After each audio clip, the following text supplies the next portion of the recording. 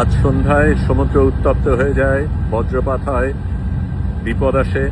আমরা দ্রুত সমুদ্রের ঝড়ের আগে যেতে চেষ্টা করি। তবে আরেকটা ব্যাপারও ছিল, কারণ আমরা পরে জানতে পারি আমাদের সবচেয়ে সামনে যেই ফ্লোটিলা আলমা, তার উপরে ইসরায়েলি জলদস্যুরা হামলা শুরু করে। আমরা এই উত্তপ্ত সাগরের মধ্যে যত দ্রুত চেষ্টা করছি এগিয়ে যেতে। আমরা সবচাইতে পেছনে, সবচাইতে বড় জাহাজ, কাজেই আমাদের উপর কি আসবে সেটা এখনো বোঝা যাচ্ছে না।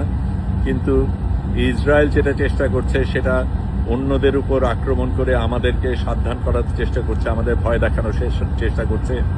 আমরা সবাই এই ঝড়ের মধ্যে বাইরে এসে একসাথে বক্তব্য জানাই, তাদের সাথে সহমর্মতা এবং তাদের সাথে যে আছি সেটা জানাই। আমরা গান গাই, সেটা তাদের কাছে পাঠিয়ে দিয়েছি।